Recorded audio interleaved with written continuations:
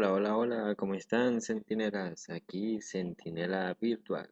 Bueno, hoy le voy a hacer como la segunda parte del video que se lo voy a dejar ahí en la descripción de qué significa el nombre del procesador, qué significa cada letra, cada número de ella.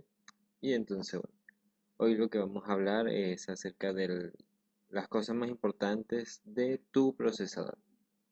Y bueno, y lo primero que uno tiene que saber es que qué significa el nombre de CPU. El nombre de CPU. Bueno, CPU significa Unidad Central de Procesos. Todo lo de nuestra computadora. Cada, cada actividad que nosotros vayamos a hacer en nuestra computadora. Y bueno, y lo importante de todo esto es que el procesador o el CPU se divide en tres cosas muy importantes que ustedes tienen que tomar en cuenta para elegir uno, dependiendo de lo que ustedes vayan a utilizar y hacer. Si es para juegos o para hacer cosas en Photoshop o edición de video o de audio. Bueno, lo más importante son tres, obviamente, pero vamos a comenzar por la primera, que serían los hercios. Los hercios uno lo puede escuchar bastantes veces, pero nunca sabemos qué son los hercios, qué cosa es esa. Pero es algo muy sencillo que aquí te lo vamos a enseñar dentro de video. Ok, lo que son los hercios es como el tiempo que se refresca o el tiempo de acción que tiene nuestro procesador. O sea, dependiendo de qué tanta rapidez tiene a actualizarse. Ok, esto lo que nos permite es que dependiendo de qué tantos hercios tenga, va a ser más rápido en los cálculos, o sea, en el refrescamiento que manda los datos a cada parte del computador. Y si es menos, va a ser más lento, o sea, en la parte de enviar los datos y de recibirlos. Ok, eso también viene con respecto a lo que vamos a hablar ahorita, que es justamente los núcleos. Los núcleos. Los núcleos sería un procesador en sí, un CPU, pero serían como mini CPUs dentro del mismo, o sea, dentro del mismo. Que eso lo que hace es que si el CPU es la cabeza, como el cerebrito de la computadora, el que manda a hacer las cosas, ese mini cerebrito tiene otros mini cerebritos adentro, haciendo tareas múltiples de lo que uno quiera hacer.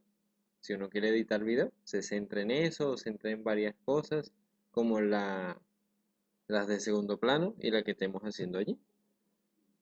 Y eso es lo que nos permite los, los, los núcleos. Los núcleos lo que nos permite es que dependiendo de qué tantos núcleos tengamos, es la rapidez que el procesador vaya a analizar los datos que tiene y los mande. O sea, los hercios es lo que nos ayuda a recibirlo más rápido, pero los procesadores es la que nos permite como procesarlos de una mejor manera, teniendo más rendimiento en eso. O sea, esos dos se van de la mano. Si uno no está tan bien, el otro tampoco va a actuar tan bien, entonces ahí tiene que haber un equilibrio. Ok, los siguientes son los hilos. Los hilos es para tejer, no es para tejer muchas cosas. Los hilos es para que uno, ok, un ejemplo rapidito. Eh, Uno tiene dos manos, ¿verdad? Esos serían nuestros hilos. Los hercios es la energía que tengamos, dependiendo de qué tanta energía tengamos, vamos a hacer las cosas más rápido o más lento, o sea, dependiendo de eso.